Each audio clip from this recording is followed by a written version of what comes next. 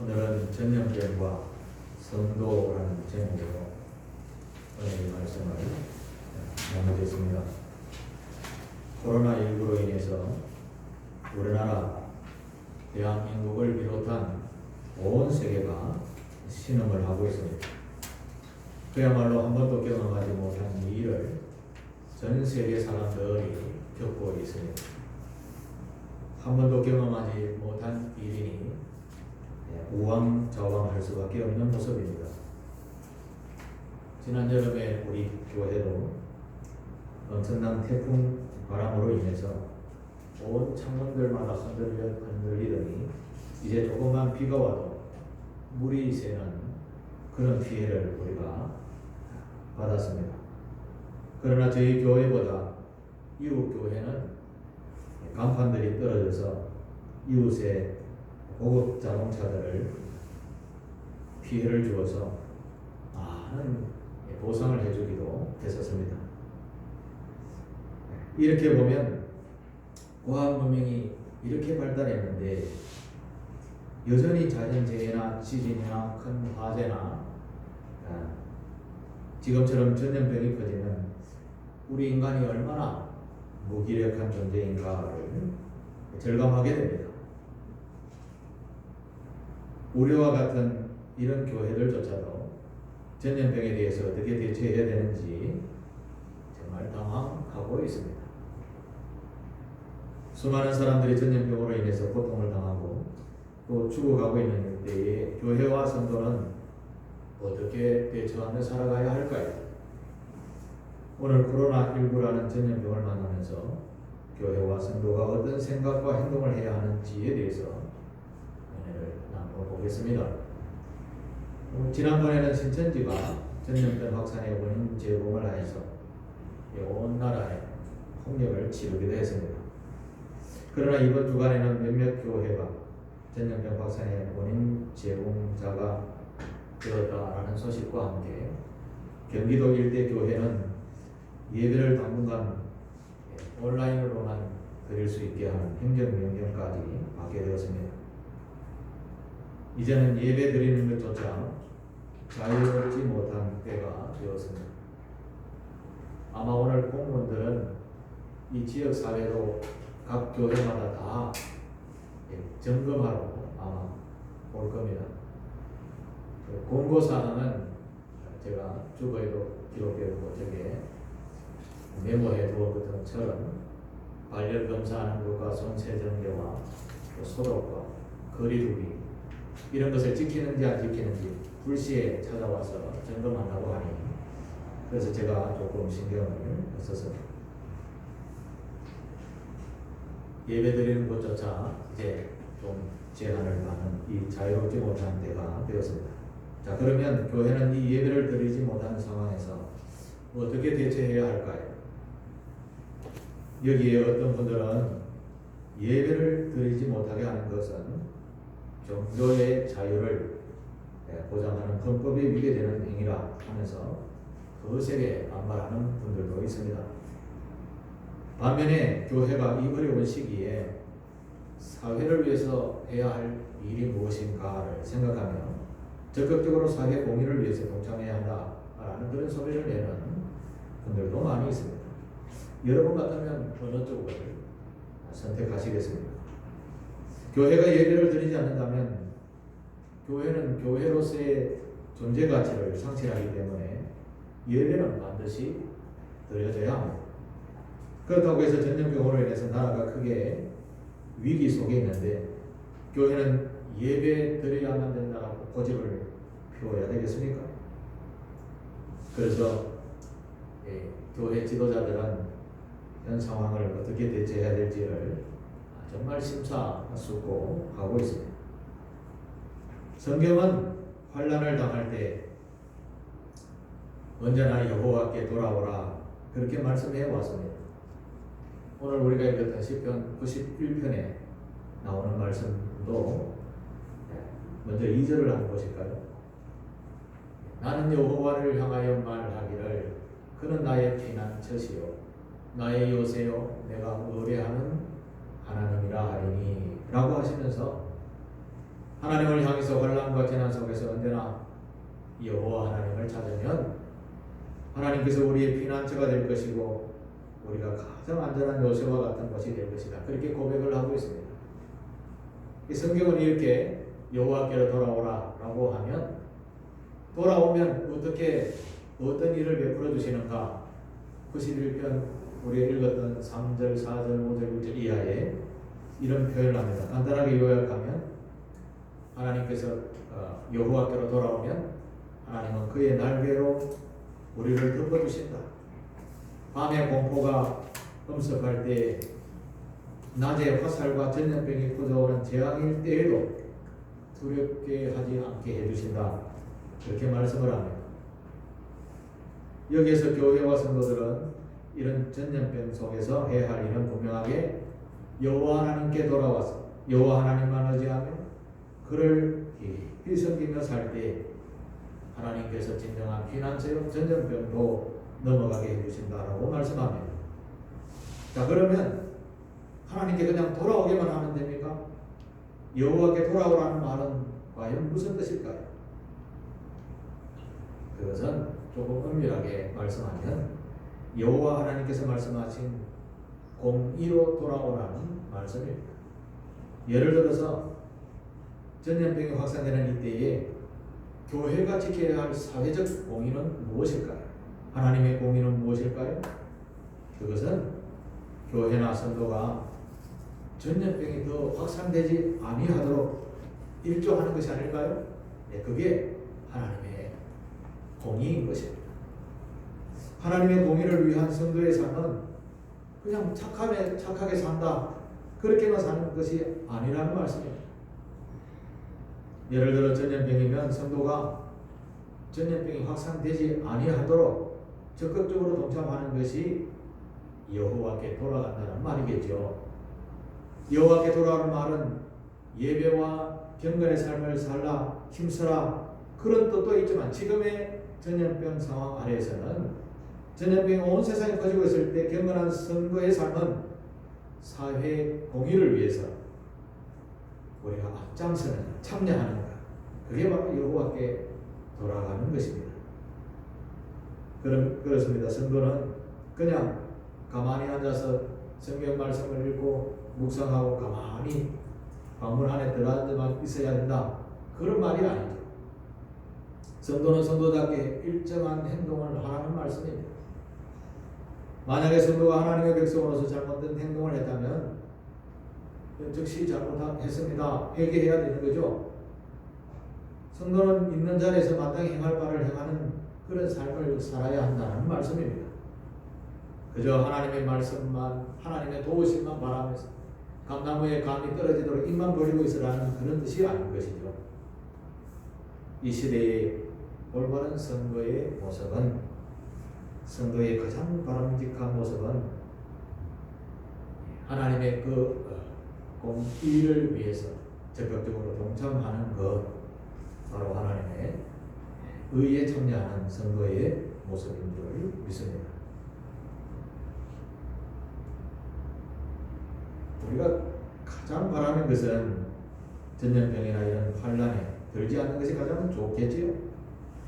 성서를 읽어가다 보면 성서에서 성도들이 어려움을 처하는 이유가 무엇인가를 성경을 자꾸 읽다가 보면 대체적으로 악의 씨를 뿌렸기 때문이라는 것을 깨달을 수 있습니다. 왜 오늘 우리도 이런 전염병이 생겼을까? 물론 그 이유는 중국에서부터 생기기 시작했습니다만 우리가 살아가는 이 땅에서도 죄악의 씨를 뿌리지 않았다라고 단정하기도 어려운 것이죠. 그래서 우리는 이런 환난을 만날 때마다 우리 성도들이 깊이 생각해야 할 것은 무엇을 우리가 잘못했지? 라는 것을 깊이 되돌아 살펴봐야 한다는 말씀입니다. 그래서 내 개인적인 모습 속에서 잘못한 생활의 모습이 있다면 우리가 여호와께로 깨닫고 회개하고 돌아가야 하는 것입니다.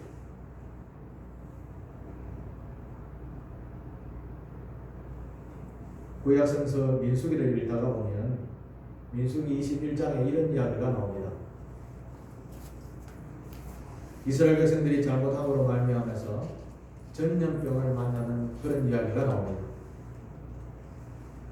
그 전염병을 만날 때가 언젠가 하면 이스라엘 백성들이 애굽에서 출애굽을 해서 시내산에서 율법을 받고 그리고 시내산을 떠나서 이 가데스 바네아라는 광야에서 생활할 때에 하나님께서 각 지파마다 한 명씩 뽑아서 12명을 너희가 들어갈 가나안 땅에 한번 들어가 보라 정탐하고 오라고 정탐꾼 사건이 있지요. 그런데 그분들이 갔다 와서 다 불평을 합니다. 하나님께서 내가 이만큼 너희들을 이렇게 힘써 인도했는데 온 백성들이 불평하니 하나님께서 화가 나셔서 그래서 너희들은 여기서 죽을 때까지 여기서 생활해라 라는 것이 바로 광야 40년의 생활이었습니다.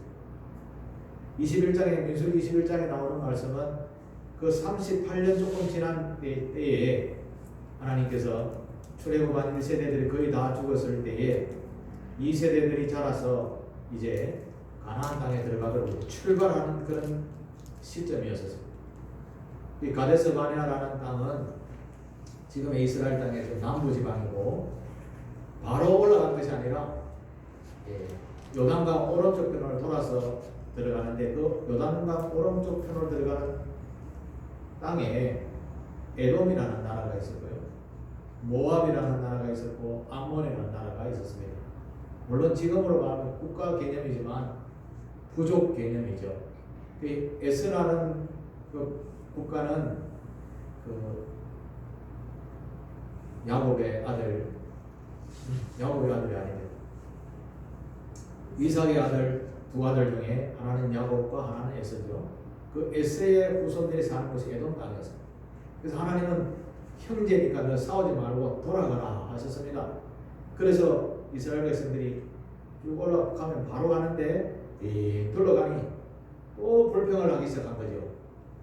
그래서 하나님께서 진노하셨습니다. 우리 속된 말로 이런 놈들이 있나 라고 생각한 거죠. 그래서 전염병이 돌게 되었습니다. 그래서 수많은 사람들이 전염병을 만나서 죽는 일이 생기게 되었습니다.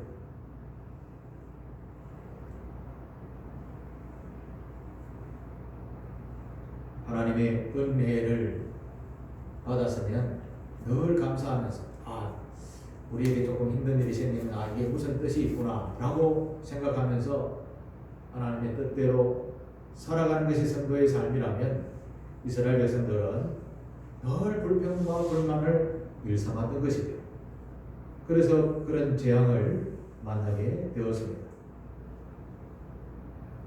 오늘 우리가 전염병이라는 큰 적을 만났는데 분명히 우리에게 하시는 하나님의 말씀이 계시는 줄 저희들 다 알고 있습니다.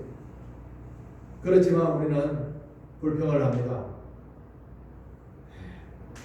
감사한 생활보다는 불평 불만을 더 많이 우리 입술에 담고 있습니다. 보통 우리가 2주 정도 격리한다 라고 하면서 집에서 나오지 말고 거리를 두고 생활해라 그렇게 사회적으로도 이야기를 많이 하고 있습니다. 예를 들어서 전 국민이 약 한 달 동안만 개인 위생과 거리두기를 철저하게 지킨다면 아마 전염병은 금방 아마 사라질 거라 생각을 합니다. 그런데 그렇지 않죠? 제가 밖에 한번 나와보니 전혀 전염병과는 상관이 없는 분들이 많이 있는 것 같습니다. 식당이면 식당, 도로면 도로, 마트면 마트. 저는 식당에 요번 한 달 동안에 딱 3번 가봤습니다. 딱 3번 가본 것 같습니다. 조금 견뎌하면서 조금 힘들고 어렵지만 우리는 모두는 이때에 성도로서 해야 할 일이 무엇인가 라를 생각하면서 하나님의 공의적 생각을 가지고 참여하는 것이 마땅한 것이 아닐까를 생각해 보게 됩니다. 우리나라에 전염병이 돌면서 세계로부터 지탄을 처음에는 받게 되었는데 지금은 오히려 반대로 한국을 막 칭찬하는 소리가 이제 각 세계 각국에서 많이 듣게 되었습니다. 만약에 우리가 계속해서 불평불만과 이웃에 대한 불평만을 일삼았다면 아마 우리는 점점 더 피폐하게 되어져 갈 것입니다. 그런데 온 국민들과 지도하시는 분들이 서로 협력해서 또 잘 따라주면서 점점 잦아지고 있는 것 같습니다. 우리가 이렇게 높은 의료 수준 속에서 살아가고 있다는 것에 대해서 우리는 감사하지 않을 수가 없습니다. 이런 전염병 속에서도 우리는 늘 감사하며 살아가는 저와 여러분 되시기를 바랍니다. 전염병은 이 시대만 있는 것이 아닙니다. 세계에서 가장 많은 전염병으로 죽은 때가 언젠가를 제가 한번 찾아봤습니다. 이게 최근에 1918년도였습니다. 유명한 스페인 독감이라는 이름이 붙었죠. 이 스페인 독감으로 전 세계에서 죽은 사람만 계속하지 못해서 그 당시에는 2,500만에서 5천만 명 정도가 죽었다고 합니다.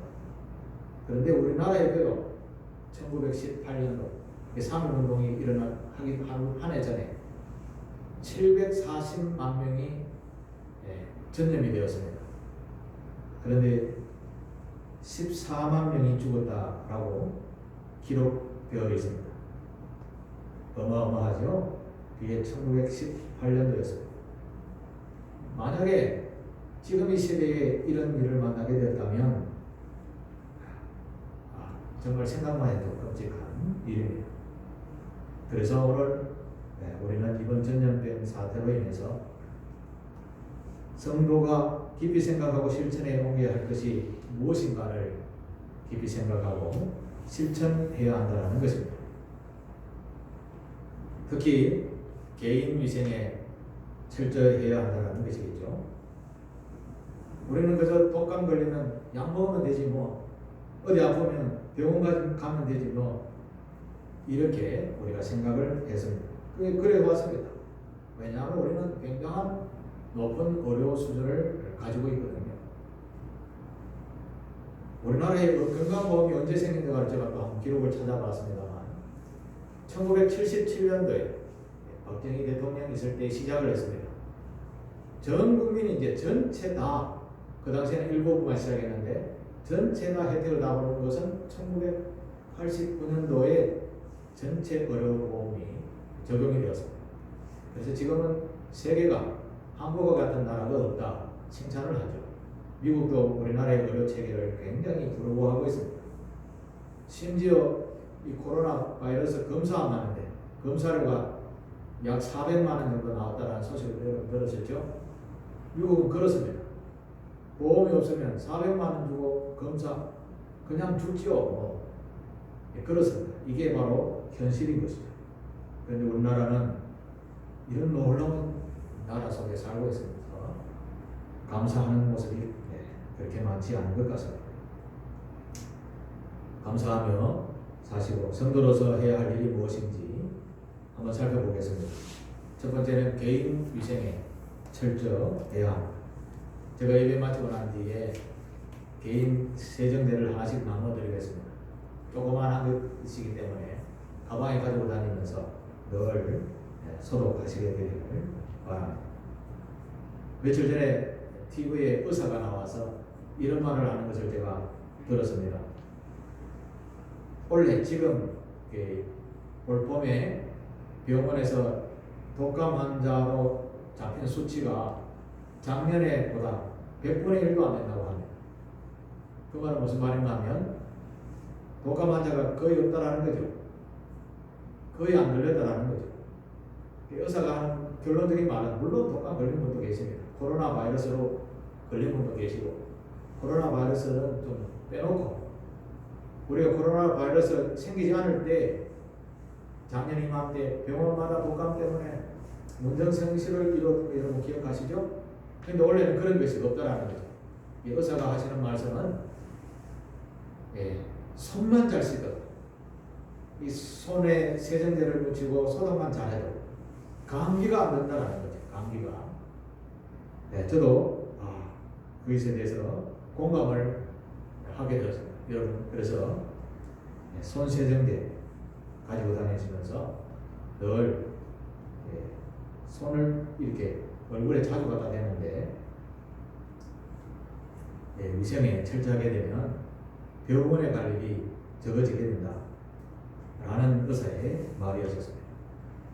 문제는 교회는 이 전염병 때문에 예배가 문제가 되겠죠. 예배.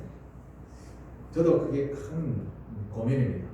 우리 교회가 다시 예배 정상으로 다 어떻게 회복할까. 다른 여러 목사님들과도 의견을 나누고 하지만 그냥 지금 결정은 안 했지만 제 생각으로는 학교가 개학하고 난 뒤에 정상으로 돌아가야 되지 않을까 늘 생각을 합니다.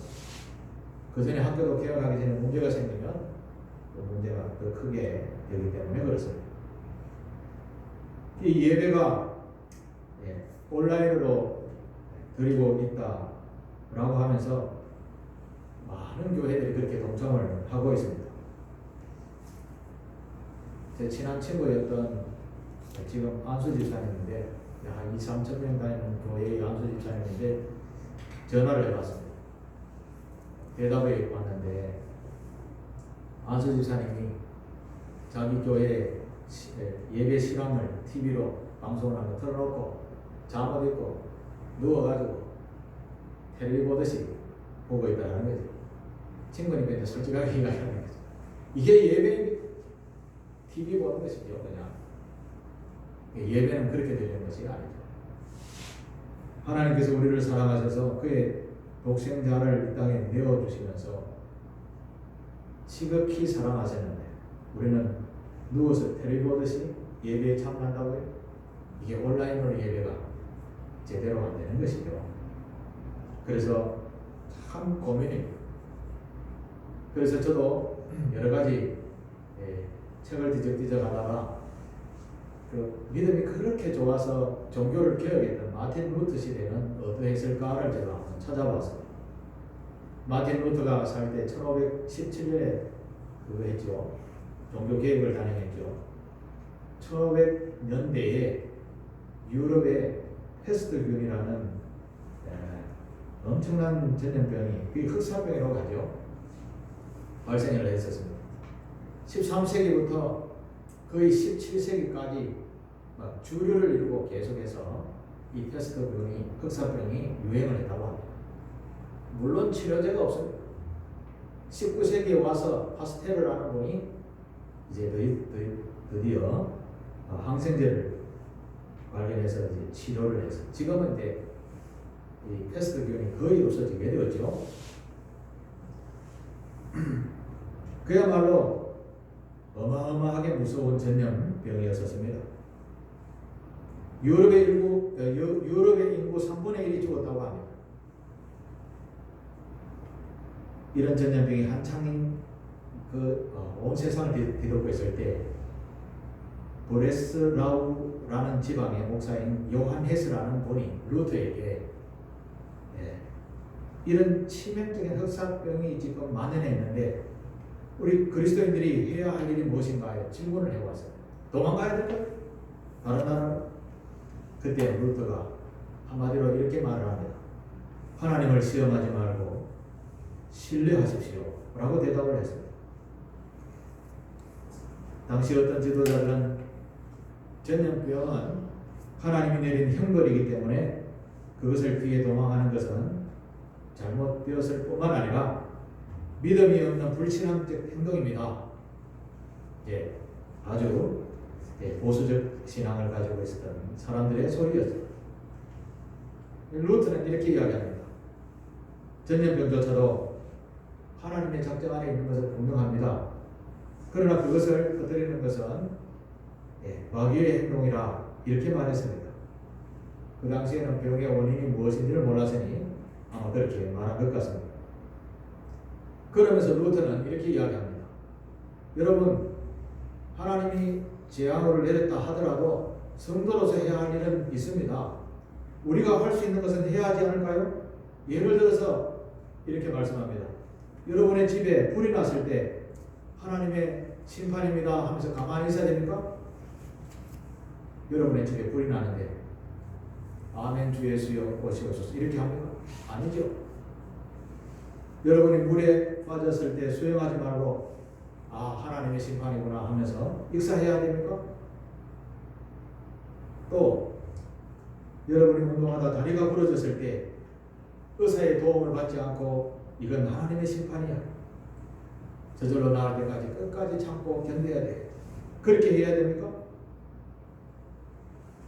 루터는 마찬가지로 우리가 배가 고프면 먹을 것을 찾듯이 성도는 기도할 때는 기도하고 누군가 불이나 물이나 고통 가운데 있다면 기꺼이 뛰어들어 그를 구해하는 것이 성도의 본분입니다.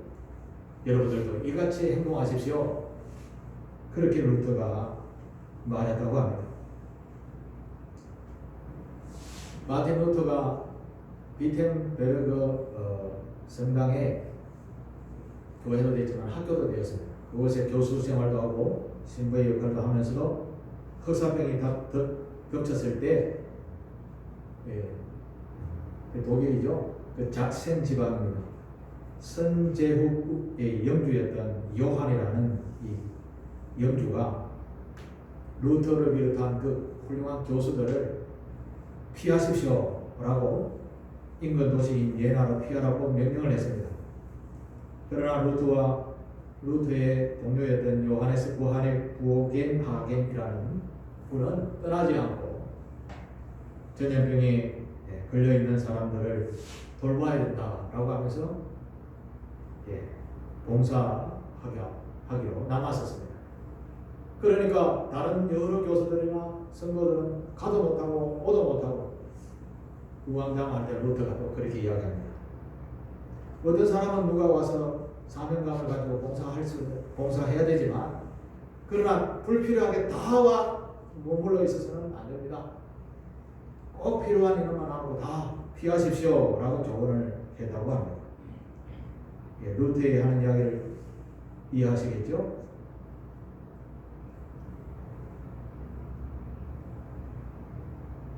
전염병이 돌 때 무서워서 피하는 것이 당연하다. 그게 보통 사람들의 모습이죠. 그런데 전염병이 돈다고 무서워 피하는 것은 믿음이 없는 사람의 모습입니다 라고 그 보수적인 그런 근본주의적 신앙을 가진 사람들의 소리, 그분들을 향해서 루터는 그렇게 하면 안 됩니다. 사람이 아프면 약방에 가서 약을 사 먹고 그 약 아픈 사람이 병원에 가서 치료받고 약 사 먹고 하는 것을 믿음이 없는 행동이라고 하면 안 됩니다. 그것은 하나님께서 약도 주셨고 의술도 주셨기 때문에 당연히 성도로서 행하여야 할 일입니다. 예를 들어서 전염병이 돌 때 개인 위생을 위해서 별스럽게 보는 사람이 있죠. 그런데 근본주의 신앙을 가진 사람은 믿음이 없는 사람이라 하면서 손가락질을 할 때도 있죠. 그러나 루터는 그것은 우리말로 객기라 객기. 하나님께서 우리에게 지식을 주셨고 그리고 우리 몸을 지키고 보호하려고 건강하게 살도록 여러 가지 약, 의술 이런 것들을 우리에게 제공하셨다는 거죠. 그걸 지혜롭게 사용할 수 있는 것이 바로 진정한 성도의 모습입니다. 그러면서 루터는 여러분 아프면 약 먹으십시오. 집과 마당과 거리를 소독하십시오. 많은 사람들이 많은 장소를 피하십시오. 나는 내가 꼭 가야 할 장소나 꼭 만나야 할 사람이 아니라면 피하여 나와 이웃 간의 감염을 예방할 것입니다. 여러분도 그렇게 하십시오. 혹시라도 나의 무지와 태만으로 이웃이 병에 걸리게 되면 안 되기 때문입니다. 만일 하나님이 나를 데려가기를 원한다면 나는 당연히 죽겠지만 적어도 내가 내 자신의 죽음이나 이웃의 죽음에 대해서 책임져야 할 일은 없을 것입니다. 이게 바로 루터의 주관이었습니다. 사랑하는 교회 여러분, 어느 것이 진정한 신앙인의 모습일까요? 근본주의적 신앙관을 가진 사람, 믿음이 없는 사람, 이렇게 정죄하고 예배를 끝까지 바닥바닥 붙어서 예배를 드려야 될까요? 물론 예배를 드리지 말라는 건 아닙니다. 그러나 우리가 할 수 있는 마스크 쓰고 그 다음에 손 소독제로 청결하게 하고 또 교회 소독도 하고, 이것은 우리가 할 수 있는 것을 하는 것이다. 이게 바로 하나님께서 세우신 공의에 참여하는 성도의 모습인 줄 믿습니다. 그래서 오늘 우리 교회는 이제 나가서서 개인 위생에 철저하게 개인 위생을 위해서 철저하게 스스로를 잘 보호하시고 대비하시게 되기를 바랍니다. 또한 앞에서 말씀을 드렸던 것처럼 어려운 일을 만났을 때 불평불만 하지 말고 감사의 제목들을 먼저 한번 깊이 생각해 보시게 되기를 바랍니다. 아름다운 교회에서 예배드리고 아름다운 가족들과 함께 아름다운 자연 속에서 이런 의료 시설이 잘 되어 있는 이 나라 속에서 살고 있다는 것이 얼마나 감사합니다. 그리고 이 어려울 때 모여서 서로 기도하고 서로 돕는 교회가 있다는 것이 얼마나 감사한지요. 감사하며 사는 저와 여러분 되시기를 바랍니다. 아멘. 우리는 모두 다 어려운 시간을 보내고 있습니다. 분주한 인생에서 좀 쉬어라 라고 하는 그런 시간이라고 생각하시고 감사하면서 그 너무 분주한 생활을 조금 천천히 가는 그런 쉬는 귀한 기회로 삼게 되기를 바랍니다. 정말 잠시 머물다 가는 인생인데 우리 너무 바쁘게 살지 않았는가요?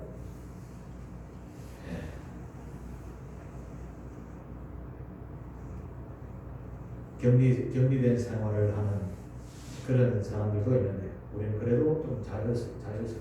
그래서 감사하면서 우리의 생활 속에서 아름다운 그리스도의 삶을 나타내는 그런 성도가 되시기를 바랍니다. 우리의 생사화복은 여호와 하나님께 있는 줄 믿습니다.